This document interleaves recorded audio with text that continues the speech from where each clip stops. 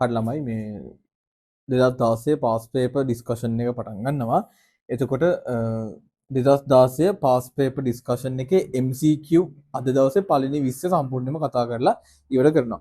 ළමයි pass paper discussion එක සෑහෙන වැදගත්. හරි. ඒ කියන්නේ පාස් පේපර්ස් කියලා කියන්නේ ඔයාට මේ එක්සෑම් එක ඕනම එක්සෑම් එකක පාස් පේපර්ස් කියන එක ගොඩක් වැදගත්. මේ පාස් පේපර්ස් වලින් තමයි ඔයා තේරුම් ගන්නේ එක්සෑම් එක මොන වගේද එන්නේ කියන එක. හරි. ඒ කියන්නේ අනිත් එක තමයි ස්පෙෂලි MCQ කියන්නේ මාර වැදගත්. ඒකට හේතුව තමයි මේ MCQ කියන්නේ ළමයි දැන් හිතන්න MCQ එකක් ගත්තම ඒක ඇතුලේ උත්තර හතරක් තියෙනවානේ. ඒ උත්තර හතර දැන් උත්තර හතර ඔයා විවරණය කරනවා කියන්නේ ඔයාට එතන MCQ පොයින්ට් හතරක් වාට පුළුවන් වෙනවා කියන එක. හරි.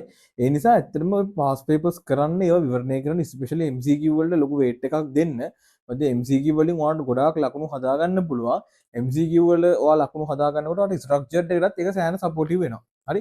ඒ නිසා හරියට කරන්න මම මේක සම්පූර්ණයෙන්ම දැන් අද පළවෙනි MCQ 20 විතර කතා කරන්නේ. හරි. පළවෙනි MCQ 20 සම්පූර්ණයෙන්ම කතා කරනවා. ඒ නිසා ඔයාලා උපරිම මේකත් එක්ක ඉන්න වැඩේ අහගෙන ඉන්න. මම මේක රෙකෝඩින් එකක් දාන්නේ.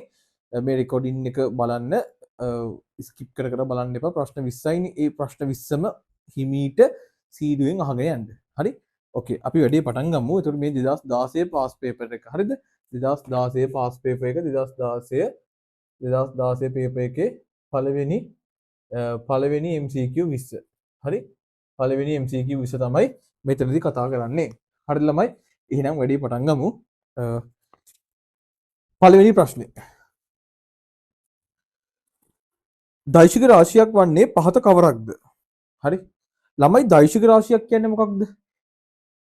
දෛශික රාශියක් කියන්නේ ළමයි විශාලත්වයක් වගේම දිශාවක් තියෙන රාශියකට අපි කියනවා දෛශික රාශියක් කියලා. ඒ කියන්නේ විශාලත්වයක් තියෙන්නත් ඕනේ දිශාවක් තියෙන්නත් ඕනේ. රාශි වර්ග දෙකයිනේ දෛශික රාශි කියලා කොටසක් තියෙනවා අදිශ රාශි කියලා කොටසක් තියෙනවා. දෛශික රාශියක් වෙන්න නම් විශාලත්වයක් තියෙන්නත් ඕනේ දිශාවක් තියෙන්නත් ඕනේ. හරි? එතකොට දැන් අපි බලමු දැන් මෙතන ආන්සර්ස් හතරක් තියෙනවනේ. අපි බලමු මුලින්ම බර තියලා හරි? කාලයට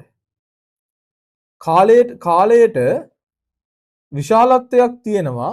හරිද? විශාලත්වයක් තියෙනවා. ඔව් හැබැයි දිශාවක් තියනවද? නැහැ. දිශාවක් කාලයට දිශාවක් නැහැ. ඊට පස්සේ වේගයටත් ඒ වගේමයි වේගයටත් විශාලත්වයක් තියෙනවා. හරි? වේගයටත් විශාලත්වයක් තියෙනවා. හැබැයි දිශාවක් වේගයටත් දිශාවක් නැහැ ළමයි. වේගයට දිශාවක් නැහැනේ. මොන පැත්තටද වේගෙන් යන්නේ කියලා කියන්නේ නැහැ නේ ප්‍රවේගය. වේගයට දිශාවක් ආවම ඒක ප්‍රවේගී වෙනවා. හරි? ඒතර වේගයට දිශාවක් නැහැ. ආයමත් තියෙනවා දුර කියන එකටත් ළමයි විශාලත්වයක් තිබ්බට හරි විශාලත්වයක් තිබ්බට දිශාවක් නැහැ. ඒ කියන්නේ විශාලත්වයක් තිබ්බට දුරට දිශාවක් නැහැ. ඒතකොට ළමයි ප්‍රශ්නේ බර කියන්නේ මොකක්ද? ළමයි බර කියන්නේ දැන් ඔයගොල්ලෝ දන්නවා දැන් කෙනෙක්ගේ අපි කිව්වොත් දැන් මම කියනවා ඔයාගේ බර කීයද කියලා අහනවා. හරි ලංකාවේ. හරි බර කියන වචනේ වැරදි. ඔයාගේ ස්කන්ධ කීයද කියලා අහන්න ඕනේ. ඔයාගේ ස්කන්ධ කීයද කියලා අහුවම ඔයා කියනවා මගේ ස්කන්ධ කිලෝග්‍රෑම් 60යි කියලා. ඒක හරි. බර කීයද කියලා අහුවම ඔයා කිව්වොත් මගේ බර කිලෝග්‍රෑම් 60යි කියලා ඒක වැරදි. ළමයි බර කියන්නේ කිලෝග්‍රෑම් වලින් මයින් එකක් නෙමෙයි බර කියන්නේ බලයක්. හරිද? මේ බර කියන බලය එන්නේ ළමයි මේ බර කියන බලය එන්නේ බර කියන්නේ ළමයි පහළට තියෙන ගුරුත්වාකර්ෂණ බලය.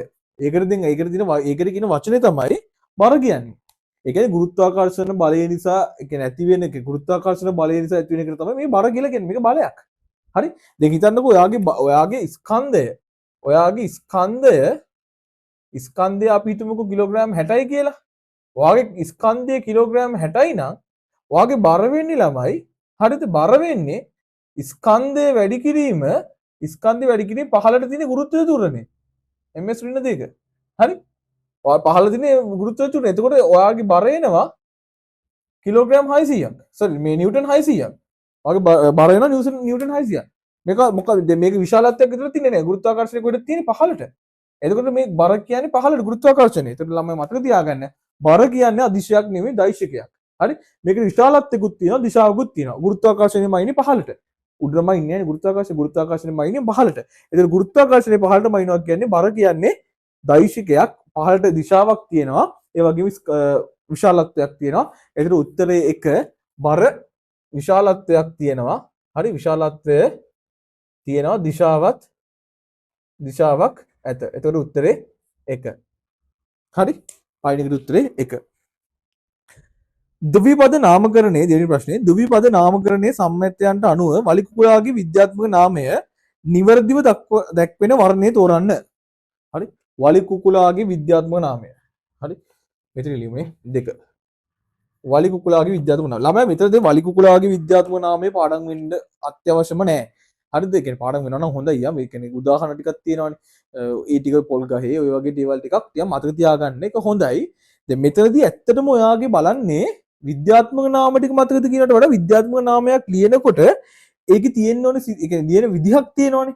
ඒ විදිහ ඔයා දන්නවද කියලා තමයි මෙතනදී බලන්නේ. හරි. ඒතර අපි දන්නවා ඔය විද්‍යාත්මක නාමයක් ලියනකොට ප්‍රධාන දේ දැන් විද්‍යාත්මක නාමයක් ළමයි ලියනකොට විද්‍යාත්මක නාමයක තියෙනවා මොකද්ද? ඝන නාමය කියලා එකක් තියෙනවා. විශේෂ නාමය කියලා එකක් තියෙනවා. ඒ කියන්නේ ඝනය විශේෂය. හරිද? එතකොට ඝන නාමය ළමයි හැම වෙලෙම ඝන නාමය ලියනකොට කැපිටල් අකුරෙන් තමයි පළවෙනි අකුර මුල් අකුර කැපිටල් වෙන්න ඕනේ ඝන නාමයේ. හරි? ඝන නාමයේ මුල් අකුර මොකද වෙන්න ඕනේ? හරි? ඝන නාමයේ මුල් අකුර කැපිටල් වෙන්න ඕනේ. විශේෂ ලියනකොට පළවෙනි අකුර සිම්පල් වෙන්න ඕනේ. හරි? පළවෙනි අකුර විශේෂය සිම්පල් වෙන්න ඕනේ. ඝන නාමයේද මුලින්ම එන්නේ විශේෂ නාමයේද මුලින්ම එන්නේ? මුලින්ම එන්නේ ඝන නාමය. හරි? ඝන නාමය තමයි මුලින්ම එන්නේ. ඊට පස්සේ තමයි එන්නේ විශේෂ නාමය. හරි? එතකොට පළවෙනි අකුර කැපිටල් වෙන්න ඕනේ. දෙවෙනි අකුර මේ කවුද වලිකුකුලාගේ විද්‍යාත්මක නාමය? ගලුස් නේ. දෙවෙනි අකුර සිම්පල් වෙන්න ඕනේ. හරි? ඒක තමයි ප්‍රධාන පොයින්ට් එක. පළවෙනි විද්‍යාත්මක naමයක් කියනකොට පළවෙනි කියන්නේ ඝන නාමයේ පළවෙනි අකුර කැපිටල් වෙන්න ඕනේ. විශේෂ නාමයේ පළවෙනි අකුර සිම්පල් වෙන්න ඕනේ. ඊට අමතරව මේක කොහේ මුද්‍රණය කරනවා නම් දැන් පේපර් එකේ මුද්‍රණය කරලා ඉතින් ටයිප් කරලා ඉතින් මුද්‍රණය කරනකොට නීතියක් තියෙනවා. මේක ඇල අකුරෙන් ලියන්න ඕනේ. ඇලේට ලියන්න ඕනේ. හරි? මෙහෙම ඇලේට තමයි ලියන්න ඕනේ. කෙලින් ලියන්න බෑ. විද්‍යාත්මක නාමයක් ලියනකොට ඇදේ අකුරට ඇදේට තමයි ඇල අකුරු ලියන්න ඕනේ. ඒකට එහෙම තියෙන උත්තරයක් ගැලපුවාම උත්තරේ අංක 3. හරි? අංක 3 තමයි ආන්සර් එක. හරි? අංක 3. හරි? 3. ඊට පස්සේ තුන්වෙනි ප්‍රශ්නේ. හරි? ශාක තෙල් වගින් මාගට නිෂ්පාදනය කිරීම සඳහා භාවිතා කරන වායුව කුමක්ද? හරි ළමයි. මම මෙහෙන් ලියන්නම් තුන්වෙනි ප්‍රශ්නේ. ශාක තෙල් වලින් මාගට නිෂ්පාදනය කිරීම. ළමයි ඔයාලට මතකයි ලිපිඩ වලදී අපි ඉගෙන ගත්තා. ලිපිඩ වලදී ඉගෙන ගත්ත ළමයි සංතෘප්ත මේදයි හරි සංතෘප්ත මේදය අසන්තෘප්ත මේදය කියලා කොටස් දෙකක්. හරිද? සංතෘප්ත මේදය අසන්තෘප්ත මේදය කියලා ජාති දෙකක් ඉගෙන ගත්තනේ. එතකොට සංතෘප්ත මේදය කියලා කිව්වේ මොනවද? ඝන හෝ අර්ධ ඝන මේදයට. මේවා තමයි සංතෘප්ත මේදය. හරිද? ඝන හෝ අර්ධ ඝන බටර් මාගරින් ඒවා තමයි සංතෘප්ත මේදය. අසන්තෘප්ත මේදයට කිව්වේ ද්‍රවමය මේදය. හරි? ද්‍රවමයව තමයි අසන්තෘප්ත ඒවා. හරි? තෙල් වර්ග. හරි? එතකොට මේ ප්‍රශ්නේ කියන්නේ ශාක තෙල් වලින් බටර් නිෂ්පාදනයේ මාගරින් නිෂ්පාදනයේට මොකද කරන්න ඕනේ කියලා. එතකොට ළමයි මේක කර්මාන්ත රසායන ප්‍රශ්නයක්. එතකොට ළමයි මේකේ තියෙනවා මෙන්න මෙහෙම සිද්ධියක්. කෙමිස්ට්‍රි වලදී ඔයාලා ඉගෙන ගන්නවා මෙන්න මෙහෙම ඩබල් බොන්ඩ් එකක් තියෙනවා නම්. හරි කාබන් දාමයක මේ දෙකේ වෙනස තියෙන්නේ මොකද්ද? සංතෘප්ත මේද අම්ල වල කාබන් අතර ඩබල් බොන්ඩ් නැහැ. තියෙන්නේ සිංගල් බොන්ඩ් විතර. තනි බන්ධන විතර. එයා සංතෘප්තයි. අසන්තෘප්ත මේද අම්ල වල ඩබල් බොන්ඩ් තියෙනවා. එතකොට ළමයි මෙහෙම ඩබල් බොන්ඩ් තියෙන කාබන් දාමයක්. හරි? දැන් කරන්න ඕනේ මෙච්චරනේ මෙහෙම ඩබල් බොන්ඩ් එකක් තියෙන කාබන් දාමයක්. හරි? මෙහෙම ඩබල් බොන්ඩ් එකක් තියෙන කාබන් දාමයක් නේ. හිතන්නකෝ මේක තමයි මේක අසන්තෘප්ත මේද අම්ලයක්. හරි?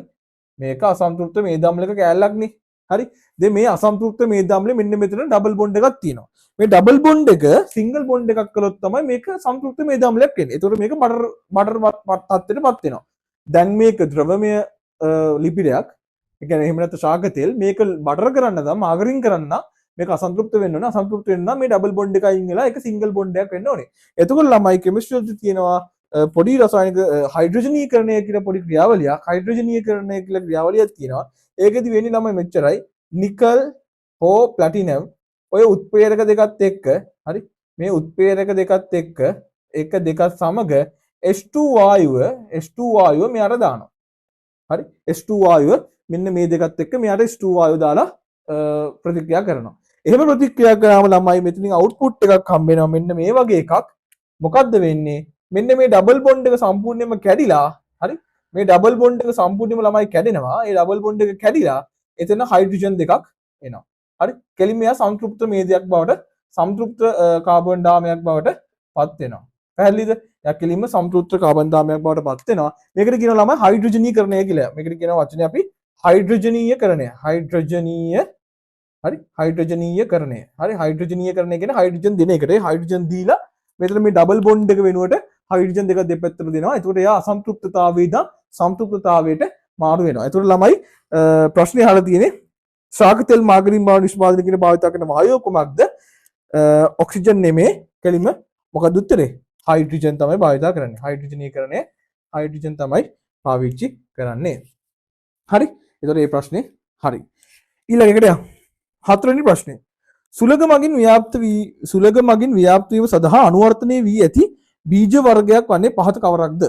ළමයි උත්තර හතරක් තියෙනවා. සුලග මගින් ව්‍යාප්ත වෙන කතන්දරයක් අහන්නේ.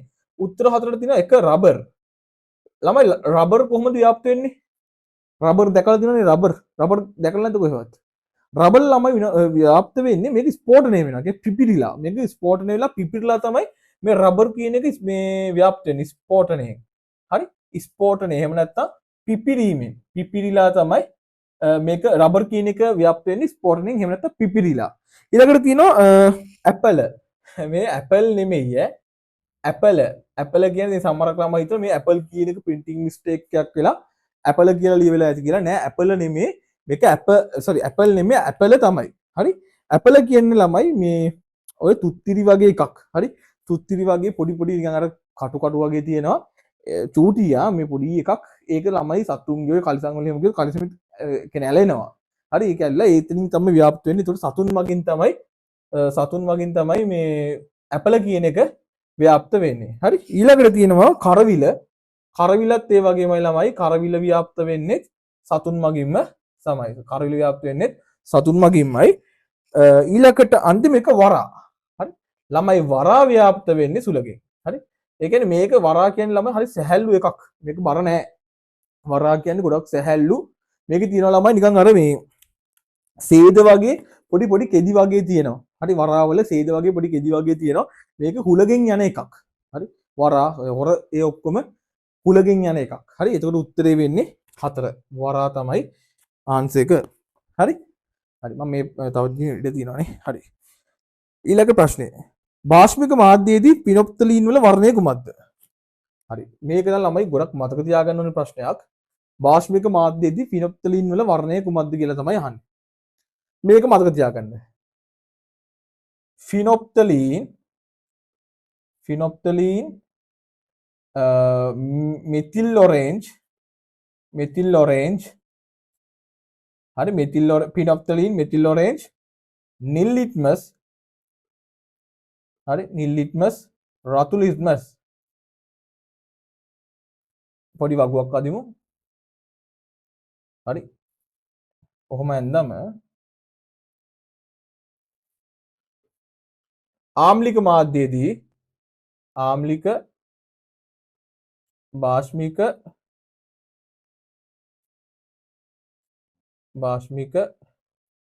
උදාසීන. හරි ආම්ලික භාෂ්මික උදාසීන. ෆිනොප්තලීන් අම්ලයකට දැම්මම මොකද වෙන්නේ? ළමයි ෆිනොප්තලීන් අම්ලයකට දැම්මම මේව මතක තියාගන්න ඕන දේවල්. ෆිනොප්තලීන් අම්ලයකට දැම්මම වර්ණ විපර්යාසයක් නැත. වර්ණ වෙනසක් නැත. හරි වර්ණ වෙනසක් නැහැ. භාෂ්මික මාධ්‍යයට දැම්මම පස්සේ තද රෝස පාටක් එමෙත රතු පාටක් වගේ එකක් එනවා. උදාසීන මාධ්‍යයකට දැම්මමත් වර්ණ විපර්යාසයක් වර්ණ වෙනසක් නැහැ. උදාසීනයකට දැම්මමත් වර්ණ වෙනසක් නැහැ. හරි ෆිනොප්තලීන් අම්ලයකට දැම්මම වර්ණ වෙනසක් නැහැ. භාෂ්මික මාධ්‍යයකට දැම්මම තද රෝස පාටක් රතු පාටක් වගේ එකක් තියෙනවා. උදාසීනයකට දැම්මම වෙනසක් නැහැ. මෙතිල් ඔරෙන්ජ් අම්ලයකට දැම්මම ළමයි මේක තද රෝස පාටයි. ඒ කියන්නේ මෙතිල් ඔරෙන්ජ් තද රෝස පාටක් වගේ රතු පාටක් වගේ එකක් එනවා. භාෂ්මික මාධ්‍යයකට දැම්මම කහ පාටක් එනවා. උදාසීන මාධ්‍යයකට දැම්මම තැඹිලි පාටක් එනවා. හරි? උදාසීන මාධ්‍යයකට දැම්මම තැඹිලි පාටක් එනවා. නිල් ලිට්මස් අම්ලයකට දැම්මම නිල් ලිට්මස් අම්ලයකට දැම්මම මොකද වෙන්නේ? රතු වෙනවා. රතු පාට වෙනවා. බාෂ්පික මාධ්‍යයකට දැම්මම මුකුත් වෙන්නේ වෙනසක් නැහැ. වෙනසක් නැහැ. උදාසීනකට දැම්මමත් වෙනසක් නැහැ. රතු ලිට්මස් අම්ලයකට දැම්මම වෙනසක් නැහැ. බාෂ්පයකට දැම්මම නිල් පාට වෙනවා. උදාසීනකට දැම්මමත් වෙනසක් නැහැ. හරි? ඒතර ඔය ටික මතක තියාගන්න ඕනේ. ෆිනොප්තලීන් අම්ලයකට දැම්මම ෆිනොප්තලීන් අම්ලයකට දැම්මම ළමයි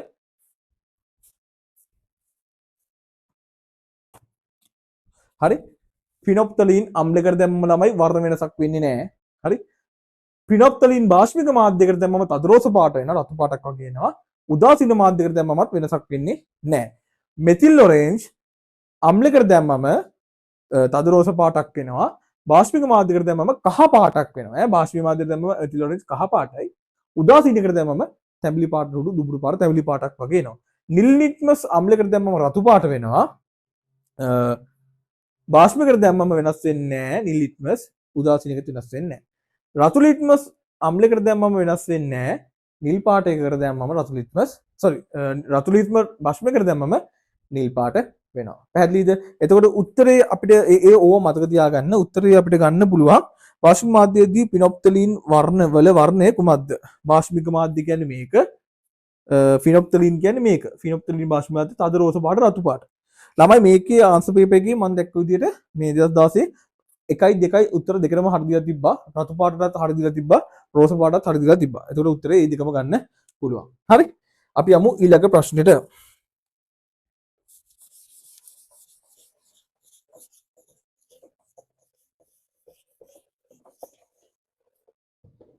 හරි ළමයි ඊළඟ ප්‍රශ්නේ. රබර් කිරි මිදීම සඳහා භාවිතා කරන අම්ලය කුමක්ද? හරි? රබර් කිරි මිදීම සඳහා භාවිතා කරන අම්ලය කුමක්ද? හරි මොකද්ද භාවිත කරන්නේ? රබර් කිරි මිදීම සඳහා. HCl ගන්නවද රබර් කිරි මිදීම සඳහා? හරි උත්තර ටික ලියා ගන්නකෝ. මුලින් මොනවද දෙන උත්තර ටික? හරි.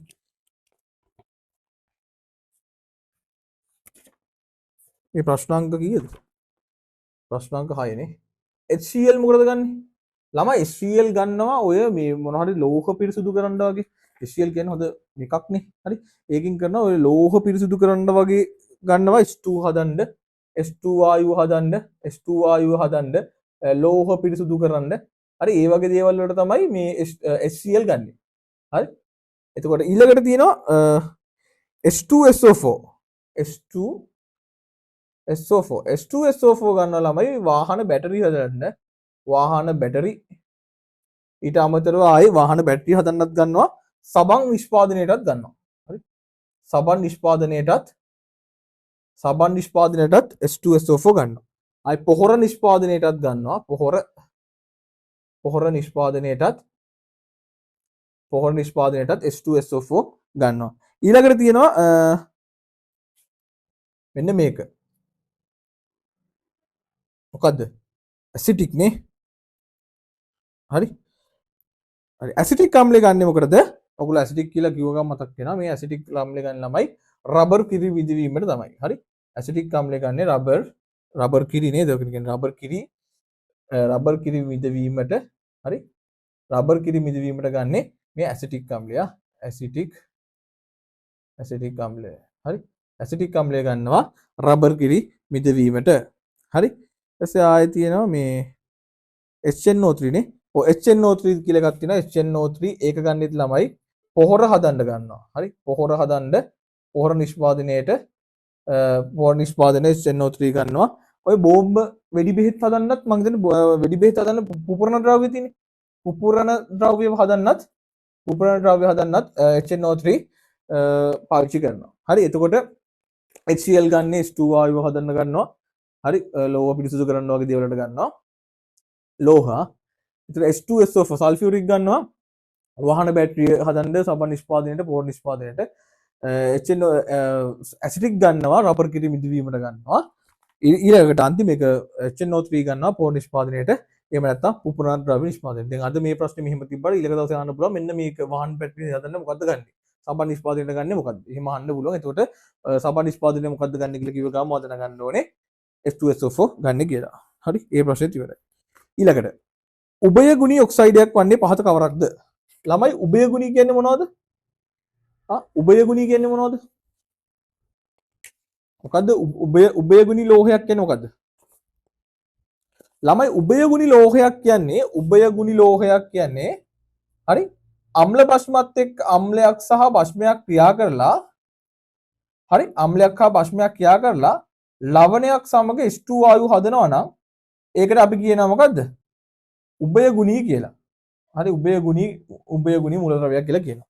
හරි අම්ලයක් හා භස්මයක් එක්ක අම්ලයක් හා භස්මයක් සමග ප්‍රතික්‍රියා කරලා ලවණයක් එක්ක H2 වායුව හදනවා නම් ඒකට කියනවා ළමයි උභයගුණී මූලද්‍රව්‍යයක් කියලා. එතකොට ඔයාලට සිලබස් එකේ උභයගුණී මුළු ආවර්ත වගේම අපි ඉගෙන ගන්න උභයගුණී මූලද්‍රව්‍ය තියෙන ළමයි 5යි. හරිද? උභයගුණී මූලද්‍රව්‍ය තියෙන ඇලුමිනියම් සිංක් ලෙඩ් ආයි තියෙනවා ටින් බේරියම්. හරි ඇලුමිනියම් සිංක් ලෙඩ් බේරියම් මේ පහ තමයි තියෙන ඇලුමිනියම් සිංක් ලෙඩ් මේ ලෙඩ් PB ලෙඩ් ටින් මේ SN කියන්නේ ටින් ටින් එක කියන්නේ ටින් එක ඊට පස්සේ BE කියන්නේ barium aluminium sync lead tin barium. ඒතර ඔයාලට තියෙන්නේ සිංක් ඇලුමිනියම් සිංක් ලෙඩ් විතරයි. ටින් බේරියම් කියන එකත් තියෙනවා ආවර්ත වගේ. එතකොට උභයගුණී මූලද්‍රව්‍ය මෙච්චරයි තියෙන්නේ. හරි ඊට පස්සේ උත්තර ටිකක් තියෙනවා සෝඩියම් ඔක්සයිඩ් පොස්ෆරස් ඔක්සයිඩ් ඔය වගේ තියෙනවා. ඉතින් ඔතන තිබ්බම O අකුරු තියෙන ඔක්කොම ඔක්සයිඩ් කියන එකේ තියෙන. එතකොට ඔයා කෙලින්ම බලන්න ඕනේ පළවෙනි අකුර මොකක්ද කියලා. සෝඩියම් කියන එක මෙතන නැහැ. ඊට පස්සේ පොස්ෆරස් උත් නැහැ. තුන්වෙනි එක ඇලුමිනියම් ඔක්සයිඩ්. ඒක නම් උත්තරේ උභයගුණී ඔක්සයිඩ් තමයි උත්තරාංක 3. හරි ඊළඟ 8 වෙනි එක 8 මොකද්ද 8 ප්‍රශ්නේ ටක් ගාලා බලමු. 8 ප්‍රශ්නේ තමයි පූතිනාශකයක් ලෙස භාවිතා කළ හැකි වන්නේ පහත කවරක්ද? හරි ළමයි පූතිනාශකයක් කියන්නේ මෙන්න මේ වගේ එකක්. ළමයි පූතිනාශකයක් දැම්මම විෂ බීජ වලට විෂ බීජ නාශකයක් තමයි පූතිනාශකයක් කියලා කියන්නේ. විෂ බීජ නාශකයක් පූතිනාශකයක්. එතකොට ළමයි පූතිනාශක හරි පූතිනාශක ප්‍රතිපූතිනාශක මේ දෙකක්. පූතිනාශකයක් කියන්නේ ළමයි නිකන් පූතිනාශකයක් කියන එක ළමයි සජීවී පටකයකට දාන්න බෑ. හරි එහෙම දැම්මොත් ඒක දාන්නේ නැහැ. ඒක තුවාල වෙන කෙනෙක් හොඳ නැහැ. ඒක තුවාලයකට වගේ පූතිනාශකයක් එහෙම දාන්නේ නැහැ. හරි ප්‍රතිපූතිනාශකයක් දානවා. ප්‍රතිපූතිනාශකයක් කියන එක ජීවී පටවල දානවා. හරි මේ පූතිනාශක කියන්නේ ළමයි නිකන් අර අජීවී දේවල් වලට දාන්නේ අජීවී දේවල් වලට පිරිසිදු වෙන්න දාන්නේ විෂ බීජ නාශනය කරන්න දාන්නේ පූතිනාශක ප්‍රතිපූතිනාශක දාන්නේ ජීවී දේවල් වල විෂ බීජ නාශනය කරන්න. එතකොට ඔයාලා දන්නවා දැන් මෙතන උත්තර හතරක් තියෙනවා. මේ උත්තර හතරෙන් දෙකක් තමයි දැන් බෝරික් අම්ලේ ජීවිතේට දාන්නේ නැහැ නේ. බෝරික් අම්ලේ දැම්ම දාම සුපිරි. බෝරික් අම්ලේ දාන්නේ නැහැ විෂ බීජ නාශනය කරන්න. ඒ වුණොත් අර කෙලින්ම අර ගැලවිලා යයි එහෙම ඒ වගේ අම්ල දාන්නේ නැහැ. හරි අතකට එහෙම දාන තුවාලයක් තියෙනවා. තුවාලේ දාන බෝරික් අම්ලේ විෂ බීජ නාශනය වෙන්නේ. හරි එහෙම කරන්නේ නැහනේ. හරි ඒ කියන්නේ බලෙම කරලා නැහැ නේද? ඒ කියන්නේ තුවාලයක් තියෙනවා. තුවාලෙට දානවා විෂ බීජ නාශනය කරන හොඳම යාළුවාගේ තුවාලෙට දුක වැඩිකමට දානවා බෝරික් අම්ලය ස්වල්පයක්. විෂ බීජ නාශකය වෙන්නේ. ස්වල්පයක් දාලා දුක හිතේ වැඩිකමට බෝරික් අම්ලයෙන් ස්වල්පයක් තව ස්වල්පයක් දානවා. හරි ශීඝ්‍රයෙන් තුවාලේ තව තවත් ලස්සන උපමට්ටම් වෙනවා. හරි එහෙනම් බෝරික් අම්ලය කොහොමද දාන්නේ නැහැ. මැග්නීසියම් හයිඩ්‍රොක්සයිඩ් දාන්නෙත් නැහැ. ඒතකොට මෙතන උත්තර දෙකක් ප්‍රශ්නයක් තියෙනවා ක්ලෝරින්ද අයිඩින්ද කියලා. ළමයි ක්ලෝරින් කියලා කියන්නේ පූතිනාශකයක්. ඒ කියන්නේ පූතිනාශකයක්. ක්ලෝරින් කියන්නේ ළමයි ක්ලෝරින්. හරි ක්ලෝරින් කියන්නේ පූතිනාශකයක්. ප්‍රතිපූතිනාශකයක් අයිඩීන්. ඒ කියන්නේ දැන් වතුර පිරිසිදු කරන්න දාන්නේ මොනවද? ඔයගොල්ලෝ දැක්ක ස්විමින් pool වල වතුර ටැංකිය වල වතුර පිරිසිදු කරන්න ළමයි දාන්නේ ක්ලෝරින්. හරි ක්ලෝරින් තමයි දාන්නේ වතුරට. හරි වතුරට දාන්නේ ඔයගොල්ලෝ දැකලා තියෙනවා වතුරට දාන්නේ ක්ලෝරින් තමයි දාන්නේ. හරි තුවාලයකට දාන්න දම්පිහෙත් කියන්නේ අයිඩීන් තමයි තුවාල වලට දාන්නේ. තුවාල වලට දාන්නේ මොනවද? අයිඩීන්. එතකොට මේක දාන්නේ ජීවී පටක වලට දාන්නේ ප්‍රතිපූතිනාශක. ඒක ජීවී පටක තුවාල වෙන්නේ අයිඩීන් දාන එකට. පූතිනාශක දාන්නේ ක්ලෝරින් වලට. ඒතර ප්‍රශ්නය අපෙන් අහලා තියෙන්නේ මොකද්ද? පූතිනාශකයක් ගැනනේ. එහෙනම් උත්තරේ තමයි 1 ක්ලෝරින්. හරි 9 වෙනි ප්‍රශ්නේ ස්පර්ශ ක්‍රමයේ සල්ෆියුරික් ආම්ල නිෂ්පාදනයේදී භාවිතා කරන උත්ප්‍රේරකයක් මොනවද? හරි. ළමයි මේ කර්මාන්ත රසායන ප්‍රශ්න සෑහෙන එනවා ඈ. හරි. ඒතකොට මේ කර්මාන්ත ප්‍රශ්නවලදී හොඳට මතක තියෙන්න ඕනේ. හරි. මම ඒකේ දාන්නම් වීඩියෝ එකක් ඔයගොල්ලන්ට කර්මාන්ත ප්‍රශ්න පාඩම මෙන්නට කරන් යන්කෝ 9. හරි. මොනවද තියෙන ක්‍රම? එකක් තියෙනවා ස්පර්ශ ක්‍රමය. ස්පර්ශ ක්‍රමය. තව මොකක්ද තියෙන්නේ?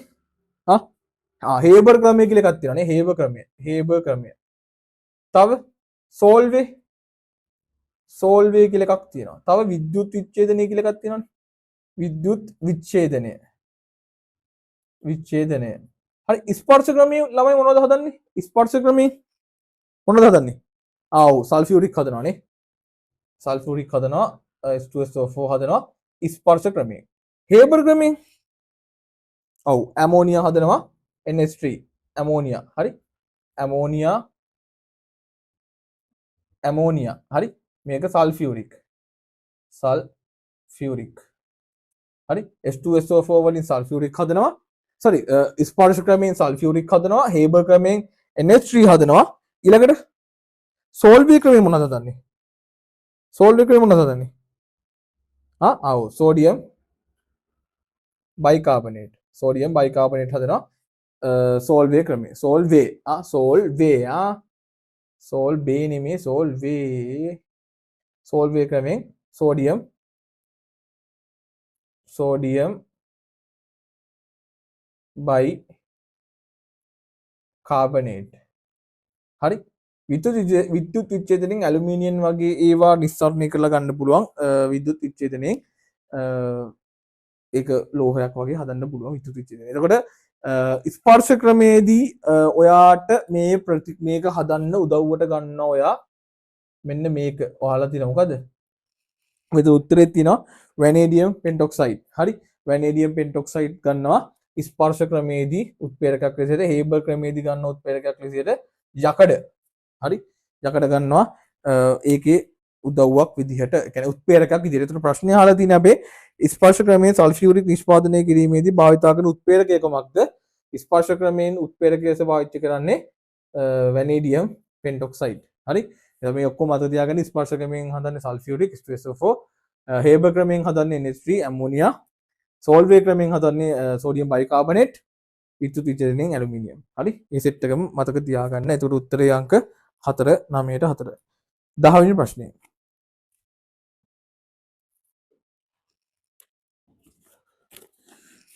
10 වෙනි ප්‍රශ්නේ ඒක බීජපත්‍රී ශාක. හරි. ළමයි ඒක බීජපත්‍රී, ද්විබීජපත්‍රී කියලා ශාක වර්ග දෙකක් තියෙනවානේ. ඒක බීජපත්‍රී ශාක, ද්විබීජපත්‍රී ශාක කියලා ශාක වර්ග දෙකක් තියෙනවා. එතකොට ඒක බීජපත්‍රී ශාක කියන්නේ ළමයි බීජය අඩංගු වන්නේ එක් බීජපත්‍රයක් විතරක් නම් ඒක බීජපත්‍රී ශාකයක්. ඒක මතක තියාගන්න. එතකොට ඒක බීජපත්‍රී ශාක වල ලක්ෂණ වල ළමයි පත්‍ර වල සමාන්තර නහර වින්‍යාසයක් තියෙනවා. හරි. අපි ඔන්න මෙතන නෝට් එකක් දාගමු. ඒ කියන්නේ ඔයගොල්ලෝ ඔන්න වගුවක් වගේ හදාගන්න. ඒක බීජපත්‍රී, ද්විබීජපත්‍රී කියලා වගුවක් හදාගෙන ඒක ලියාගන්න. ඒක බීජපත්‍රී වල ළමයි ලක්ෂණ වලට බීජයේ අඩංගු වන්නේ එක් බීජපත්‍රයක් පමණි. ඔයාලා පෝස්ට් කර ලියාගන්න. ඊළඟට දෙවෙනි එක පත්‍ර සමාන්තර නහර වින්‍යාසයක් තියෙනවා. හරි. ඒක බීජපත්‍රයේ පත්‍ර සමාන්තර නහර වින්‍යාසයක් තියෙනවා. ප්‍රධාන මුලක් නැහැ. තන්තුමය මුල් පද්ධතියක් තියෙන්නේ. කඳේ ගැට වගේ පුරුක් තියෙනවා. උදාහරණ ලෙසට ඔයාලා කියන්නේ ඒක බීජපත්‍රී ශාක වලට ගන්න පුළුවන්. මේ වී පොල් බඩීරිගු ලූණු ඒ වගේ තුන ඒ වගේව ගන්න පුළුවන්. තව ප්‍රධානම ලක්ෂණයක් තියෙනවා ඒක බීජපත්‍රී ශාක වල. ඒවල මල් වගේ වල පෙති තියෙන්නේ තුනේ ගුණාකාරයට. තුනක්ව තුනේ ගුණාකාරයට. තුනේ සිද්ධියක් තියෙනවා නම් ඒක බීජපත්‍රී. හරි. තුනේ ගුණාකාරයට වෙන සිද්ධියක් තියෙනවා නම් ඒක බීජපත්‍රී. ඒක මතක තියාගන්න. ඒක ස්පෙෂල් පොයින්ට් එක. ඒකට ද්විබීජපත්‍රී ශාක වලට ලක්ෂණගත මුදුන් මුලක් තියෙනවා. ජාලාකාර පත්‍ර වින්‍යාසයක් තියෙනවා. හරි. 4 හෝ 5ක 4 හෝ 5 වල ගුණාකාරයක් තියෙනවා නම් ඒක ද්විබීජපත්‍රී ශාකයක්. කොස් දෙල් වගේව තමයි ද්විබීජපත්‍රී ශාක වලට උදාහරණ. එතකොට මේකේ තියෙනවා ඒක බීජපත්‍රී ශාකයක ද්විතීක වර්ධනයක් දක්වයිද නැහැ. මුදුන් මුලක් තියනවද නැහැ. මේ දෙකම යන්නේ ද්විබීජ පත්‍රී ශාක වලටනේ. ඒ ලක්ෂණ දෙකම ද්විබීජ පත්‍රී ශාක වලට යන්නේ. එතකොට ඒ ලක්ෂණ දෙකම නැහැ. තුන්වෙනි ලක්ෂණය තියෙන ජාලාකාර නාඩු වින්‍යාසයක් සහිතයි. ඕක මම කලින් කිව්වා. ජාලාකාර නාඩු වින්‍යාසයක් තියෙන්නේ ද්විබීජ පත්‍රී ශාක වලට විතරයි. එතකොට පළවෙනි උත්තරේ තියෙනවා ත්‍රිආංකික පුෂ්පයක් දරයි. ත්‍රි කියලා කිව්වම තුනේ ගුණාකාරය මතක් වෙන්න එපා. ත්‍රිආංකික පුෂ්පයක් දරයි. ඔව් එහෙනම් කෙලිම උත්තරේ අංක 1 ඒක බීජ පත්‍රී ශාකයක් ත්‍රිආංකික පුෂ්ප දරයි. හරි. 10 වෙනි ප්‍රශ්නේත් හරි. 11 වෙනි ප්‍රශ්නය. 11. පහත කවර අවස්ථාවේදී රසායනික විපර්යාසයක් සිදු වේද? එන ලේසි ප්‍රශ්නයක්. හරි. පහත කවර අවස්ථාවේ රසායනික ප්‍රතික්‍රියාවක් සිදු වේද? ජලය වාෂ්ප වීම. ජලය වාෂ්ප වීම. හරි අපි යෝගමු උත්තර ටික. දර දහනය වීමේදී. හරි. දර දහනය වීමේදී. ඉටි දියවීමේදී කපුරු බෝල ද්‍රව වීමේදී. හරි. එතකොට ළමයි ජලය වාෂ්ප වීමේදී කියනකොට ජලය තියෙනවා. හරි. ජලය තියෙනවා. මෙතන ලියමුකෝ අපි ප්‍රශ්න අංක 11 නේ. ජලය H2SO ජලය වාෂ්ප වුණාම මෙතන ජලය ලික්, මෙතන ජලය ගෑස්. හරි. එච්චරයි වෙන්නේ. ජලය වාෂ්ප කළාම මේ ජලයම තමයි මේ රසායනික විපර්යාසයක් නෙමෙයි, මේ භෞතික නිකන් ඒගොල්ලෝ භෞතික ස්වභාව වෙනස් වීමක් විතරයි. හරි. මේක රසායනික විපර්යාසයක් නෙමෙයි, මේක ජලය ලික්විඩ්, මේක ජලය ගෑස්. හරි. කිසිම රසායනික ප්‍රතික්‍රියාවක් නැහැ, භෞතික ස්වභාව වෙනස් වෙලා විතරයි. ඉටි දියවීම. ඉටිත් ඒ වගේ තමයි. ඉටි මෙහෙම තියෙනවා, ඉටි ඒක දිය වෙනවා. එච්චරයි. ඒ කියන්නේ ඉටි දියුණාගේ ඉටි වෙනස් වෙනවා. ඒ ඉටිම තමයි තියෙන්නේ. ඊට පස්සේ කපුරු බෝල දීවීමත් ඒකත් ඒකම තමයි. හැබැයි දර දහනය වීම. තමයි දර දහනය කළායින් පස්සේ හැදෙනවා කාබන් වගේ හැදෙනවනේ. අගුරු හැදෙනවනේ. එතකොට ආයේ ඒ ටික ආයේ ඔයාලට මොනවද කරලා දර කෑල්ලක් හදන්න පුළුවන්ද? එහෙම හදන්න බෑනේ. හරි. දර කෑල්ලක් ආයේ ඒක භෞතික විපර්යාසයක් නෙමෙයි. ඒක රසායනික වෙච්ච විපර්යාසයක්. හරි. මේක භෞතික ස්වභාව වෙනස් වෙච්ච එක. මේ L එක G වෙලා. H2O ලික් එක H2O ගෑස් වෙලා. එච්චරයි. හරි. එතකොට ඒක හොඳට මතක තියාගන්න. උත්තරේ අංක 2 දර දහන වීම විතරයි රසායනික විපර්යාසයක් විදිහට සිද්ධ වෙලා තියෙන්නේ. හරි. 12 වෙනි ප්‍රශ්නේත් අනේ මන් දැයි හැදුවේ කියලා. ලේසි ප්‍රශ්නය. 12 වෙනි ප්‍රශ්නය. මෙහි දැක්වෙන ආහාර ජාලයේ සිටින ත්‍ෘතීක යැපෙන්න කවුද? හරි. ළමයි උතර ශාකය කියන්නේ කවුද? මොන යැපෙන්නද ශාකේ? ශාකය කියන්නේ නිෂ්පාදකයා. හරි. ශාකය කියන්නේ නිෂ්පාදකයා. එතකොට ළමයි ශාක නිෂ්පාදකයා හාවමීය ඒ දෙන්න ශාකේ කන කට්ටිය නම් ප්‍රාථමික යැපෙන්නෝ. පිබුර කුකුල බලලා කියන අය ද්විතීක යැපෙන්නෝ නේ. ඒ කියන්නේ ප්‍රාථමික අය කනන ද්විතීක අය. ඊට පස්සේ උකුස්සා තෘතීක යැපෙන්න. හරි. එහෙනම් උත්තරේ තෘතීක යැපෙන්න උකුස්සා. ඊළඟ එක 13 වෙනි ප්‍රශ්නේ සුපිරි. හරි. මේ බයෝ ප්‍රශ්නම නෙදිනේ මේකනේ. 13 වෙනි ප්‍රශ්නේ.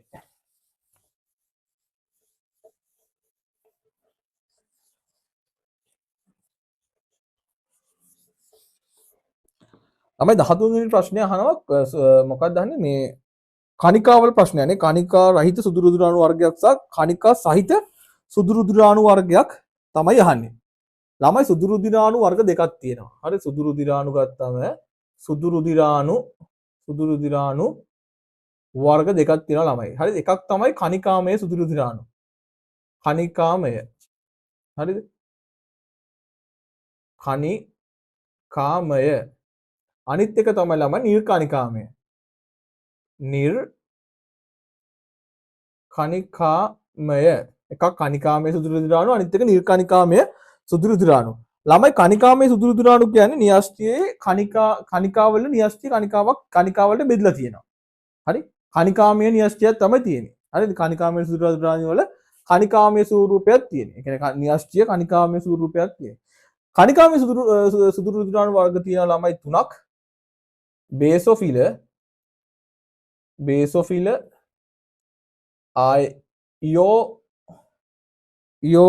ඉයෝසෝනොෆිල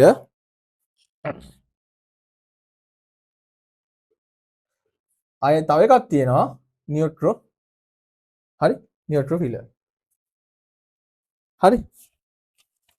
නිර්කණිකාමය සෙට් එක තියෙනවා ළමයි මේ නියෝට්‍රෝ මම ලියදී නියෝෆිල කියන්නේ නියුට්‍රොෆිල. නිර්කණිකාමය සෙට් එක තියෙනවා ළමයි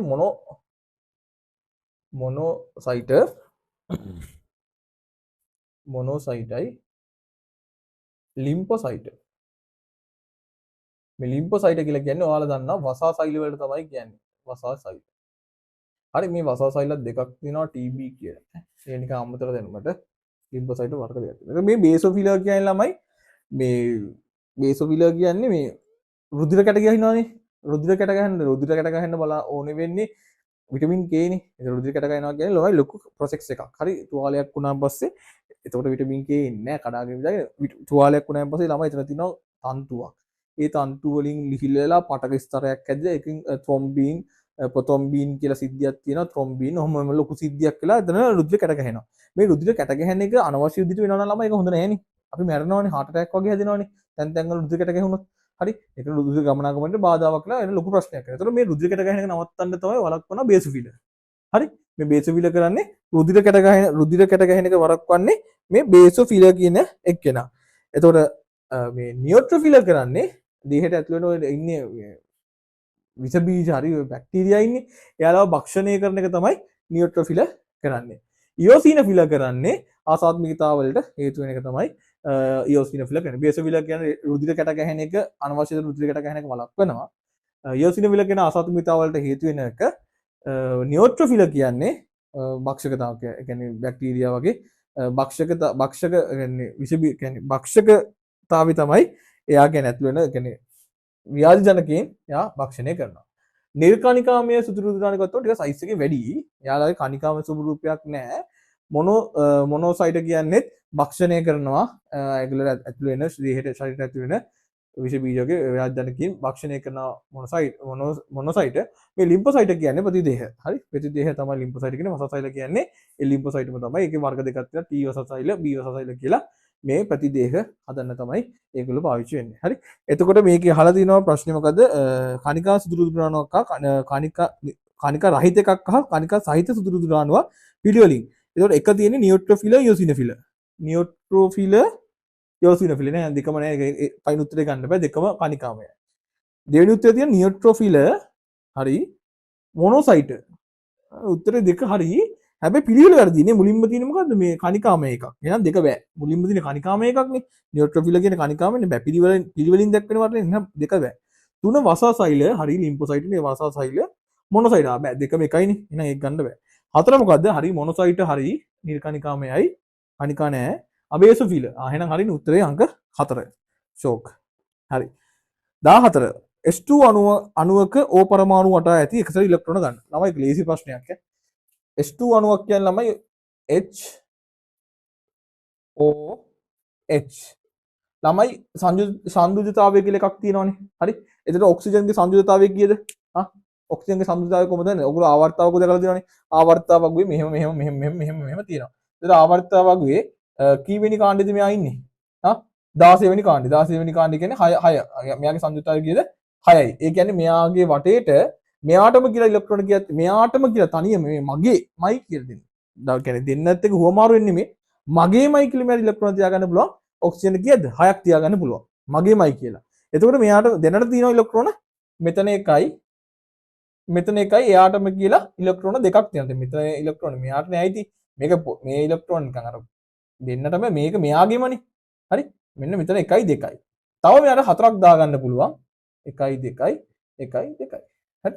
එතකොට කීයද? මෙයාටම කියලා ඔක්කොම දෙන ඉලෙක්ට්‍රෝන ඔක්කොම 6 හරි. එයාගේම සංයුජතාවය 6නේ. සංයුජතාවය 6යි. ඔක්සිජන්ගේ සංයුජතාවය 6යි. එතකොට මෙතන එයාටම කියලා දෙකක් තියෙනවා. එහෙනම් තව 6 සම්පූර්ණ වෙන තව එකසර ඉලෙක්ට්‍රෝන ඕනේ ජෝඩු 2යි. එතකොට එකසර ඉලෙක්ට්‍රෝන ජෝඩු දෙකක් ආවම 1යි 2යි 3යි 4යි 5යි 6යි. එතකොට එයාගේ සංයුජතාවය 6 හරි. එහෙනම් ප්‍රශ්නේ අහලා තියෙන ලේසි ප්‍රශ්නයක්. ඔක්සිජන් පරමාණු අතර ඇති එකසර ඉලෙක්ට්‍රෝන යුගල් ගාන මෙතන 1යි මෙතන 1යි යුගල් 2යි. හරි? 15 ප්‍රශ්නේ. එක්තරා දිනක නුවරඑළිය නගරයේ දිවා මොකද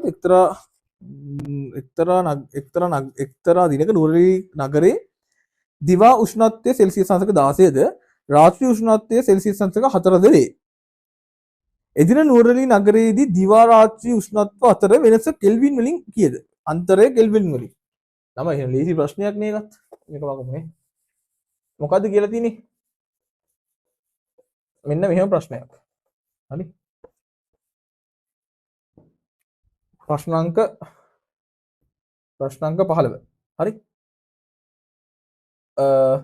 දිවා කාලේ උෂ්ණත්වය කීයද කියලා නේ ඒගොල්ලෝ සෙල්සියස් අංශක දිවා කාලේ උෂ්ණත්වය සෙල්සියස් අංශක 16යිලු හරි දිවා කාලේ 16යිලු රාත්‍රී කාලේ සෙල්සියස් අංශක කීයද රාත්‍රී කාලේ සෙල්සියස් අංශක 4යිලු කියන්නේ සීතල වෙලා මේ නුවරඑළිය හරි මුලින්ම ළමයි මේක කියන්නේ සෙල්සියස් වලයි කෙල්වින් වල අතර සම්බන්ධතාවයක් තියෙනවනේ මොකක්ද සම්බන්ධතාවය කෙල්වින් කියලා කියන්නේ සෙල්සියස් අංශකයට හරි සෙල්සියස් අංශකයට එකතු කරන්න ඕනේ 273ක් ඒ කියන්නේ හිතන්නකෝ දැන් මේ අපි තුමු මේ 16 කියලා මේ 16 කෙල්වින් කරන්න ඕනේ නම් මේකට 273ක් එකතු කරන්නයි ඕනේ එතකොට ළමයි කෙල්වින් වලින් මේක උත්තරය එනවා 6යි 3යි 9යි 8යි 289ක් එනවා රාත්‍රී කාලේ ගත්තොත් මෙහෙමක 203ක් ගත්තම 4ට 203ක් එකතු කළාම මේක දුර ක්‍රමයක් මෙච්චර දගලන්න ඕනේ නැහැ මම ලේසි ක්‍රමයක් කියන්න 1යි 8යි 281ක් නේ මොකද 277යි 277යි හරි 277යි හරි එතන 277ක් එනවා කෙල්වින් එතකොට මේ දෙකේ වෙනස ගත්තම කීයද 289 277ක් අඩු කළාම 2යි 1යි බිංදුව උත්තරේ එහෙනම් කෙල්වින් 12යි හරි ළමයි මේක මෙච්චර දගලන්න ඕන ගානක් නෙමෙයි හරි මේ අහන්නේ අන්තරයක්නේ අන්තරය කියන එක ළමයි කෙල්වින් වලින් ගත්තා සෙල්සියස් වලින් ගත්තත් අන්තරයම තමයි හරි මේ කෙල්වින් ගත්තත් සෙල්සියස් ගත්තත් අන්තරයමයි මෙතන ඉන්න තියෙන්නේ 12ම තමයි ඉතින් ඔය අන්තරයම තමයි මෙතනත් තියෙන්නේ ලොකු සිද්ධියක් නැහැ හරි ඒක ඔයාලා මෙතන ඉගෙන ගන්න පොඩි පොයින්ට් එකක් විදිහට ඕන මේක මතක තියාගන්න කෙල්වින් සෙල්සියස් කරනකොට සෙල්සියස් වලට 273ක් එකතු කරන්න ඕනේ එතකොට ඒක කෙල්වින් අගයට උවමාරු වෙනවා කෙල්වින් අගය සෙල්සියස් කරන්න නම් හරි අනිත් පැත්ත ගන්න කියන්නේ මේක අඩු කරන්න තියෙන්නේ කෙල්වින් අගයෙන් 203ක් අඩු කරාම ඒක සෙල්සියස් වෙනවා හරි එච්චරයි ඒක ඉගෙන ගන්න තියෙන්නේ හරි 16 වෙනි ප්‍රශ්නය අයිසෝප්‍රීන් අණුවක ඇති බන්ධන ද්විත්ව බන්ධන ගන්න අයිසෝප්‍රීන් බන්ධනයක් කියනවා මොකද්ද ඒක දැනගන්න බෑ ඔක්කොම මොකද අයිසෝප්‍රීන් කියන එක දැනගන්න බෑනේ අයිසෝප්‍රීන් කියන්නේ මොකද්ද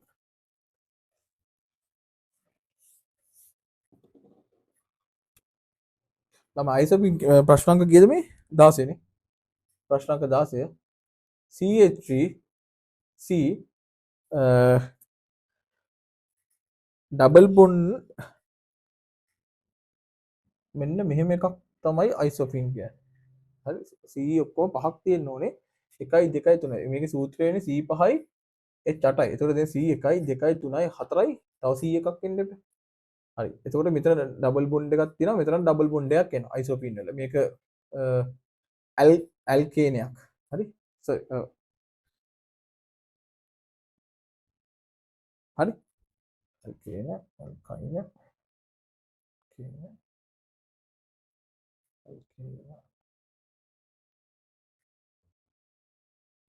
හරි එතන මෙතන ඩබල් බොන්ඩ් එකක් තියෙනවා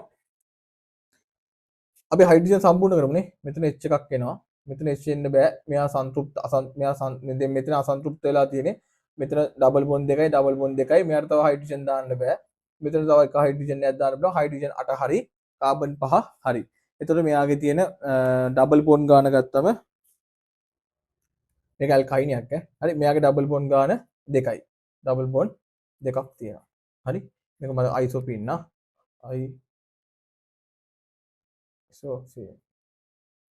හරි එතකොට මේ ප්‍රශ්නේ හරි අයිසෝප්‍රීන් ප්‍රශ්නාංක 16ට උත්තරාංක 2 හරි උත්තරාංක 2 ප්‍රශ්නාංක 17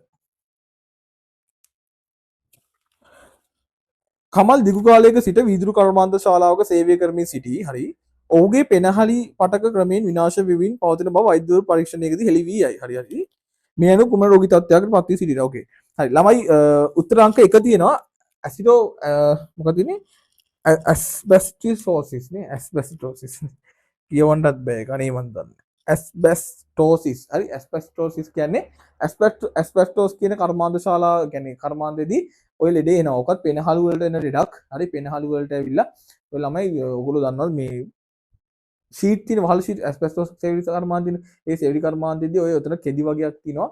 ඔය කෙඳි වලින් තමයි ඔය ඇස්පෙස්ටෝස් කියන ඔය ලෙඩේ හැදෙන්නේ. ඔය මතක තියාගන්න ලේසිනේ. ඇස්පෙස්ටෝස් කියන එකයි ඔය ලෙඩේ නමයි එක වගේ යන්නේ. මම මතක තියාගන්නෙත් ඔන්න ඔය විදිහට. හරි. එතකොට ඒ සෙවිලි කර්මාන්තයේ කෙඳි පෙනහළු වලට යනවා ළමයි ඔය ඇස්පෙස්ටෝ ඔය ඔක්කොම ලෙඩේ වෙන්නේ මෙහෙමයි. ඕවා පෙනහළු වලට ගියාම ළමයි මේ මග තියෙනවා මේ අපේ පක්ෂම කියන්නේ තියෙනවා මෙම මොකද්ද කෙඳි වගේ තියෙනවා පක්ෂම. හරිද? ඒවවලට ඕ එකතු වෙලා ඕ රැදෙනව ළමයි. හරි ඒව රැදිලා ඊට පස්සේ ඔය ශාලක කියන හොටු වගේ කියන හොටු නෙමෙයි ශාලක වගේ ශාලක නෙමෙයි. ඒක හැදෙන ශ්වේත කියලා කියන්නේ ශ්වේත කියලා ශ්වේද. හරි ඒ වගේ කියන්නේ හොටු වගේ හැදෙලා හොටු නෙමෙයි ඈ. හරි ඒක හැදලා මෙතන ඝණයක් වගේ හැදලා ඊට පස්සේ ළමයි ඕක ටික ටික ප්‍රදාහය වෙලා ඕක කැන්සර් සෙල්ස් වලටම කැන්සර් එකක් වගේම වෙනවා. හරි ඒ කියන්නේ පක්ෂම ළමයි ඕක චලනය වෙන්න ඕනේ. ඕක අනවශ්‍ය ලෙස වැඩ කරන්න ගන්නවා. මොකද මේව එන්න මෙයා වැඩ කරනවා. මෙයා වැඩිපුර අර ඔය සෙම නෙමෙයි ඈ ඔය හොටු වගේ එක එවනවා. ඒ අය වන්නේ ළමයි ඕක ඇතුලේ තියෙන ටික මෙහෙම එළියට යවන්න. හරි යා ඒක වැඩිපුර හදනවා. වැඩිපුර හදන්න ඕක එන්න අප්සෙට් වෙලා එන්න අප්සෙට් වෙලා යනවා පෙනහළුව. හරි ඔය දිගට ශ්වසන මාර්ගය ආශ්‍රිතව තමයි මේ ලෙඩ සෙට් එකම හැදෙන්නේ. හරි ඔය ලෙඩ හැදලා ඊට පස්සේ කෙලින්ම කැන්සර් එකම වෙනවා. පෙනහළු වලට කේස් එකක් ආවගෙන සම්පූර්ණයෙන්ම ඉවරයි. හරි ඔය දුම්පානය කිරීමෙන් වෙන්නේත් ඔය වගේම සිද්ධියක් වෙන්නේ. හරි සිගරට් එක තියෙනනේ කෙමිකල් 3ක් නිකොටින් තව මොනවද තියෙනවා තුනක් තියෙනවා. ඕවල එකක් ඇබ්බැහි කරනවා අනිත් එක තමයි අනිත් දෙකින් කොහොමද ඒ තුනම හොඳ නැහැ.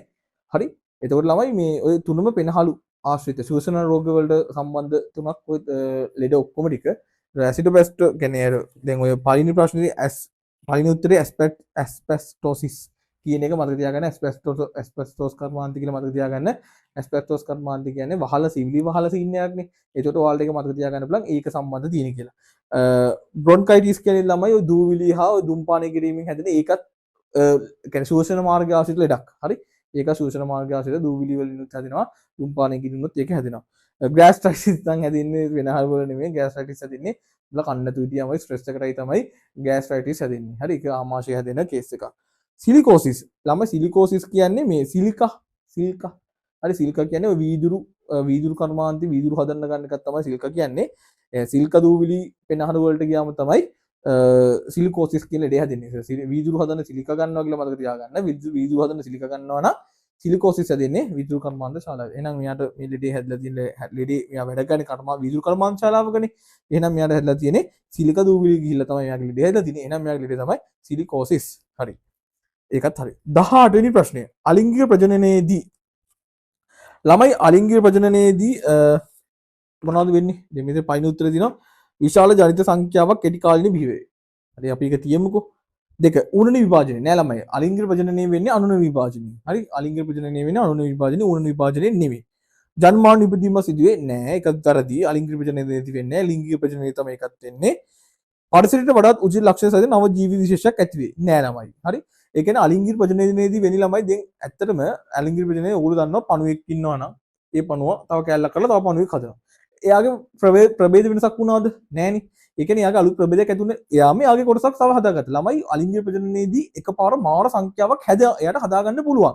ලිංගික ප්‍රජනනයේ වගේ පොඩි ප්‍රමාණයක් හදාගන්න නෑ. හැබැයි ලොකු ප්‍රමාණයක් හදනවා. හැබැයි ළමයි එක ප්‍රශ්නයකින් සෙට් එකම එකපාර ඉවරලා යනවා. අලිංගික ප්‍රජනනය කියන්නේ ඔන්න ඔකයි ප්‍රශ්න. අලිංගික ප්‍රජනනයේ එක ප්‍රශ්නකින් සම්පූර්ණ සෙට් එක පිටින්ම ඉවරලා යනවා. හරි අලිංගික ප්‍රජනනය ගොඩාක් ලොකු ජනිත සංඛ්‍යාවක් ආව ලොකු ජනිත සංඛ්‍යාවක් ආවට එයා මාතෘ ජනිතයට ජනකයට සමානව සෙට් එකක් හැදෙන්නේ එක ප්‍රශ්නෙන් සෙට් එක විනාශ වෙලා යනවා. ඒකයි ළමයි ඔය ඒ කියන්නේ ගොඩක් ඒගොල්ලෝ හදන්නෙත් ඒකයි ඒගොල්ලෝ ඉක්මන නැති වෙනවා. කියන්නේ කිසිම පරිණාමිකව කියන්නේ ඒගොල්ලෝ අලුත් ප්‍රභේදයක් පරිසරයට එන්නේ නැහැ. හරි දැන් අපි හිතමු අපි දැන් මිනිස්සු එහෙම එකපාර පැටව 100 200 දාන්නේ නැහැ නේ. එහෙම දාන්නේ නැහැ. ඒ කියන්නේ හම්බෙන්නේ එක ළමෙක් හෝ දෙන්නෙක්. එතකොට ඒගොල්ලෝ ප්‍රවේණිකව හරි අලුත් ප්‍රභේදයක් විදිහට තමයි එන්නේ ජෙනටිකලි. හරි එතකොට පරිසරයට වඩාත් උචිත ලක්ෂණ සහිත නව ජීවි විශේෂයක් ඇති වෙන්නේ නැහැ. ළමයි ඉතින් ඔයගොල්ලෝ ඩෙන්ගු අහලා මේ ටිකේ මාර වෛරල් වෙලානේ ඩෙන්ගු මසුරුව.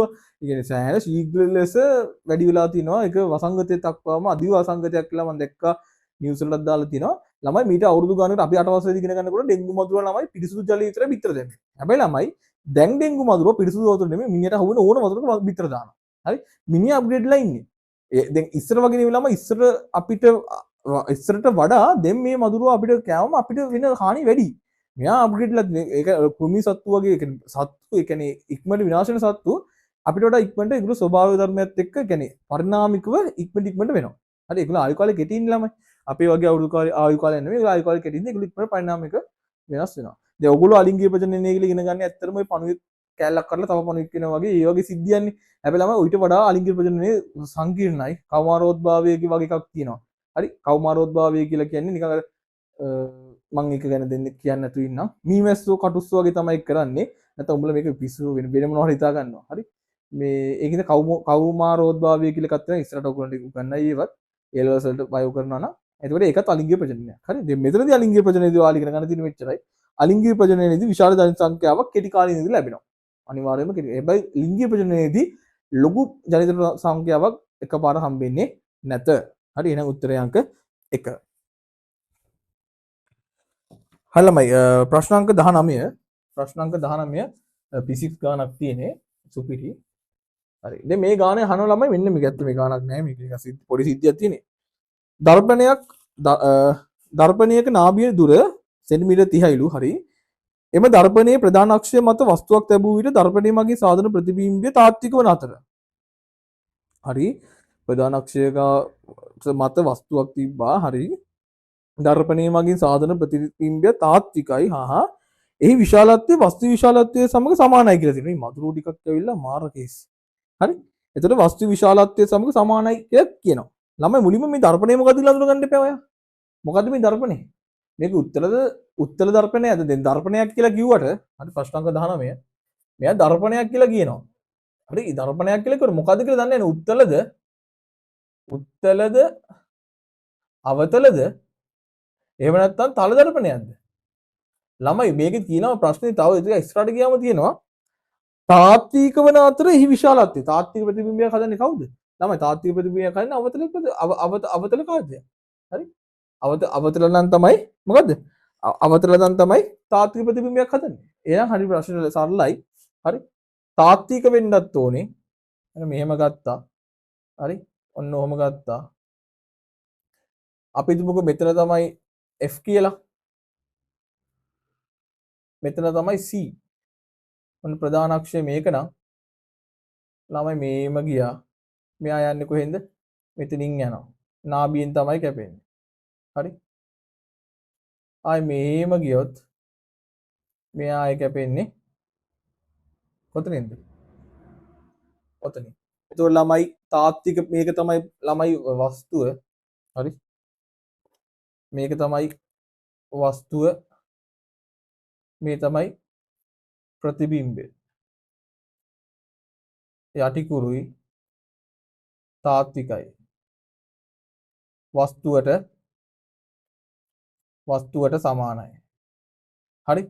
මොකද්ද උනේ තල දර්පණය දර්පණය මොකද්ද? අවතල දර්පණයක් නාභියට එහයින් නාභිය කියන්නේ වස්තුවට සමාන ප්‍රතිබිම්බයක් ලැබෙන්න නම් ඒ සයිස් එකටම හම්බෙන්න නම් අනිවාර්යෙන් තියන්න ඕනේ C වල. හරි? C වල තියන්න ඕනේ. C වල තිබ්බම නාභියෙන් කැපිලා C වල සමාන එකක් හැදෙනවා.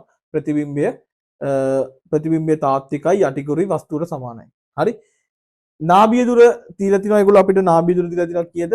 30යි කියලා. නාභිය දුර 30යි දැන් ළමයි. මෙතන දුර කීයද? මෙතන දුරත් 30යි ඔක්කොම 60යි. ඒගොල්ලෝ අහන්නේ දර්පණයේ සිට වස්තුවට ඇති දුරනේ. දර්පණය මෙතන. මෙතනට 30යි නම් මෙතනට 30යි නම් දර්පණයේ තියෙන දුර උත්තරේ 60යි. හරි? මෙතනින් මෙහෙම ආලෝක කිරණයක් ගියා F වලින් කැපුණා ආයි මෙතනින් හැදෙනවා C වලට සෙට් වෙනවා. ආයි C වලින් ගියාම මෙතනින් ප්‍රතිබිම්බයේ ආලෝක කිරණයක් ගියාම ආයි මෙතනදී හම්බ වෙනවා. මේ වස්තුවට සමානයි. වස්තු සයිස් එක සමානයි. ප්‍රතිබිම්බය තාත්විකයි. තාත්වික නම් අනිවාර්යෙන් අවතල වෙන්න ඕනේ. පොයින්ට් එක අල්ලගන්න. වස්තුව සමානයි යටිකුරුයි. හරි? වැඩේ ඉවරයි. අන්තිම ප්‍රශ්නේ මේකත් කතා කරලා ඉවර කරමු. ඒක ලොකු දෙයක් නෑ. හරි? 20 වෙනි ප්‍රශ්නේ